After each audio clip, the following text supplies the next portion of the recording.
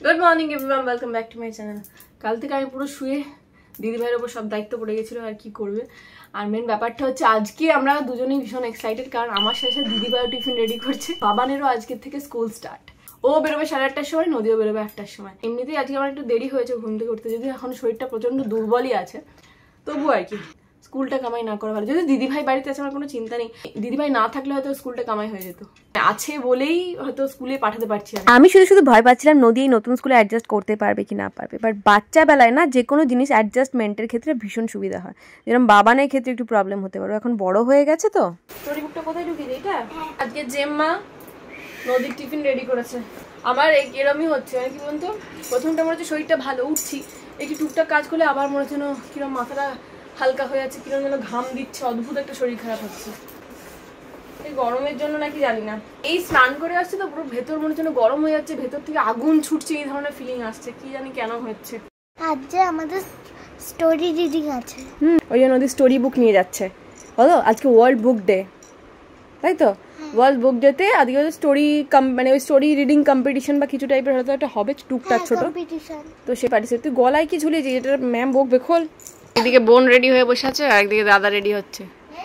চুল কেটে দিয়ে কি ইয়েতে পড়েছে, কাল থেকে 10 বার নিজের চুলটাকে দেখছে আর কাঁদছে। 7 মাস ধরে চুলটাকে বড় করেছিল, আর কি হয়ে গেল অবস্থা। এখনই তোকে একটু ভদ্র সভ্য লাগছে, বুঝলি? তখন মোগলির মতো লাগছিল। জঙ্গল জঙ্গল বাদ চালি, ওই গানটা। হ্যাঁ, ওইরকমই তো ছিল তো দাদা এর চুলটা। এই বোনের এখানে ফটোশুট হচ্ছে, প্রথম দিন স্কুলে যাচ্ছে দুজনে। বাবানের আজকে স্কুল ড্রেসের মানে প্যান্টটা নেওয়া হয়নি, ওই জন্য পিটি ড্রেস পরে যাচ্ছে আজকে। ওর তো সব ড্রেস একদম সেই মেজারমেন্ট দিয়ে বানাতে হবে, যা অমিতাভ বচ্চনকে ছাড়িয়ে গেছে। এবার নদীর একা হচ্ছে শুট, ফটোশুট। নদী এসো, নদী অটো চলে এসছে।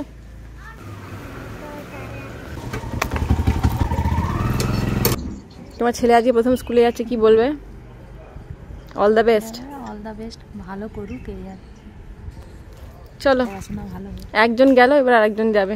আমাদের মাধবী গাছে কত ফুল ধরেছে দেখুন। এতদিন ধরে জল পাইনি বলে ধরছিল না, যেই জল দিতে শুরু করেছে একদম ফুলে ফুল কাণ্ড হয়ে গেছে।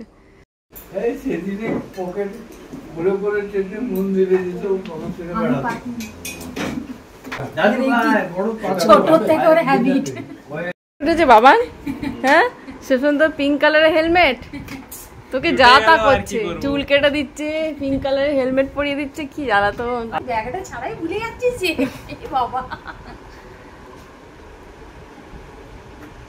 মাথায় ভালো সেট হয় না।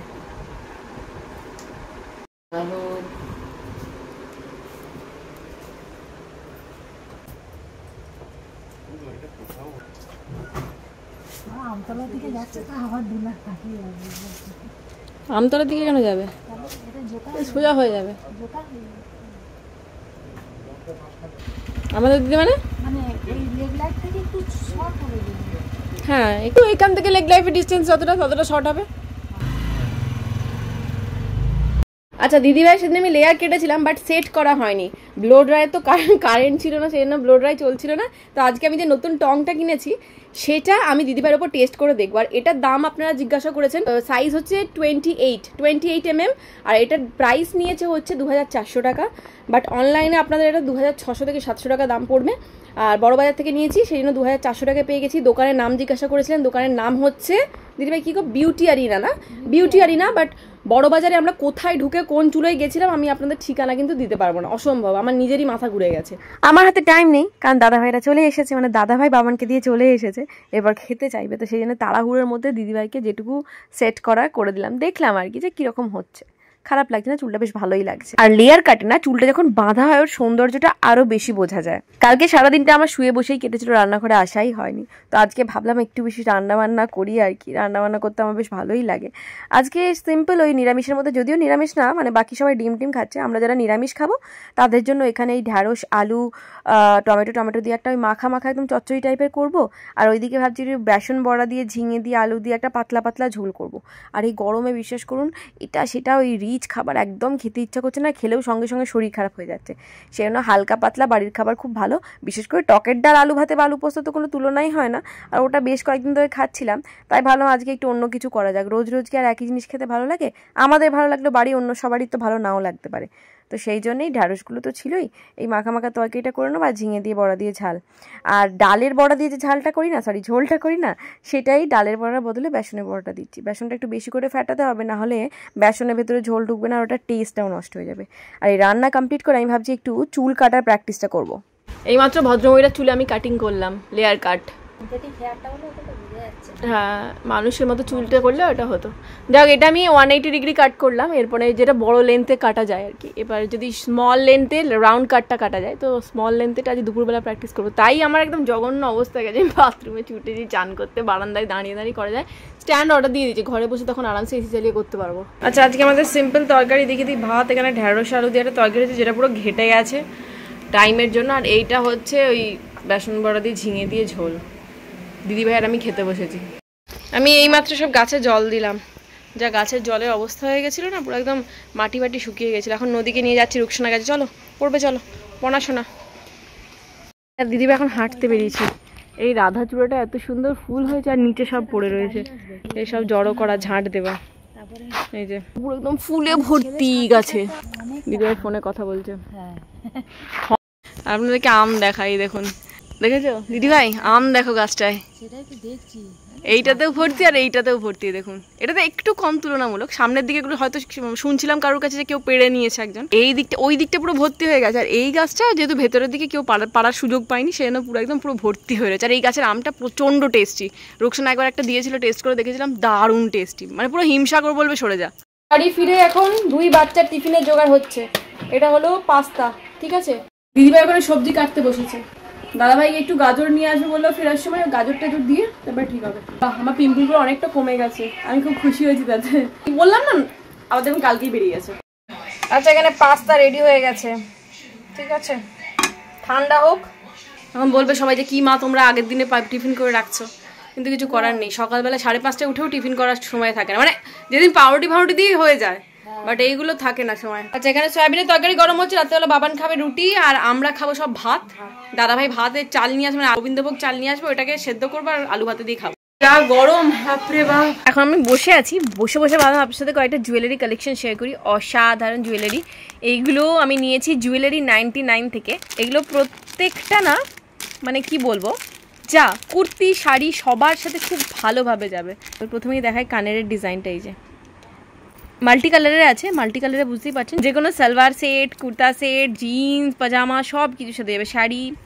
আর নেক পিসটা দেখুন কি সুন্দর দেখতে, হচ্ছে চোকার টাইপের, ঠিক আছে, কি সুন্দর দেখতে দেখুন। আচ্ছা, ফেসবুকে ওনাদের পেজ আছে জুয়েলারি 99, আপনারা কন্ট্যাক্ট করতে পারেন। এইটা তো দেখাচ্ছি, মানে ওনাদের প্রচুর হিউজ কালেকশন। এইটা হচ্ছে কানের দুলটা, এই যে কি সুন্দর দেখতে, তাই না? এইটা হচ্ছে ব্রেসলেটটা, অক্সিডাইজার, খুবই ইউনিক দেখতে। কালেকশনগুলো খুবই ইউনিক, আপনারা চেক আউট করতে পারেন। আবার বলে দিচ্ছি জুয়েলারি 99। আমার আইনস্টাইন ঢুকছে। স্টোভটাতে রান্না করব, কি রান্না করব বল? আবার ওমনি করে জেম্মা সাথে ওমনি করে। স্কুলে পড়াগুলো কেন লিখে আনতে পারছিস না? আমি একটা লিখতে পেরেছি পুরো, তারপর বাকিগুলো কে লিখবে? তুই। আমি? হ্যাঁ। বললে হবে? এই যে আধে কাপচা খাতাগুলো যে নিয়ে আসছিস, কি হবে? খাপচা? হ্যাঁ। হোয়াট ইজ আধে খাপচা? আধে কাপচা মিন্স হচ্ছে তুই হাফ হাফ লিখে নিয়ে আসছিস, অর্ধেক লিখতে পারছিস না।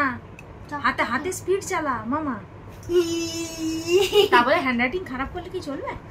আমি জোরে লিখলে তো হ্যান্ডরাইটিং বাজে হয় না, তার জন্য তো হাতে লেখা প্র্যাকটিস করতে হয়। এবার ঘুমু করো, চিন্তাকে খেয়ে ফেলো। এই নদী একটু হাতের লেখাটা এখন প্র্যাকটিস করে না তো এখন। না, ওকে ঘুম পাড়া, নাহলে সকালবেলা এখন আজ দুপুরবেলা তো ঘুমিয়েছে, উল্টু করে ঘুম করে দেয়। আজ এরা জঙ্গি হামলাতে মারা গেছে। কাল কোনো না কোনো কারণ হিসাবে যাদের নিয়তি যাদের থাকে না, দেখবে কোনো না কোনো দিক থেকে ঠিক বিপদ চলে আসে। কোনদিন আমরাই ফটো হয়ে যাবো কি জানে। নিয়তি যদি থাকে, কেউ তো কারো হাতে নেই না। হবেই যে। এরকম করে এক একটা দিন চলে যাবে, তারপরে এক একটা বছর এরকম করে করে সব বড় হয়ে যাবে বাচ্চা কাচ্চারা, আমরা বুড়ি টুড়ি হয়ে যাব। তার মাঝখানে এরকম ধরনের ঘটনায় পেহেলগামের মতো যে ঘটনাগুলো ঘটছে, মানে সত্যি এরকম জঘন্য মানে হীন মানসিকতা কারা নিয়ে জন্মায় যায় না। দুদিনের আমাদের জীবন, এত বিদ্বেষ এত ঘৃণা কি করে আসে যে কতগুলো মানে কাউকে না জানা মানুষ, নির্দোষ মানুষকে এইভাবে মানে ওপেনলি মেরে দিয়ে চলে গেল। জানি না আজ আছি কাল নেই, ওরা নিজেরাও জানে না যে কালকে ওরা বেঁচে আছে কি না বেঁচে আছে। তো এরকমভাবে নির্দোষ মানুষদেরকে মেরে দিয়ে যে ওরা কি পেলো, কতগুলো সংসার ভেঙে দিয়ে যে কি পেলো সত্যি জানি না। তারা ওদের ব্রেন ওয়াশ করে, তারা কি ভাবে বা তারা কি মানসিকতা নিয়ে পৃথিবীতে এসে জানি না। ভগবান এই সমস্ত মানুষগুলোকে কেন পৃথিবীতে জন্ম দিয়েছে সেটাও জানি না। মানে একটা ব্যাপার আছে না, কথা বলতেও ভালো লাগে না, জাস্ট চুপ থাকতে ভালো লাগে, সেরকম হচ্ছে ব্যাপারটা। যাই হোক, এখন বাজছে 11:15, কালকে আবার স্কুল, পরশু আবার স্কুল, বৃহস্পতি শুক্র দুদিন। দেখা যাচ্ছে কালকের নতুন ব্লগের সাথে। Bye, good night.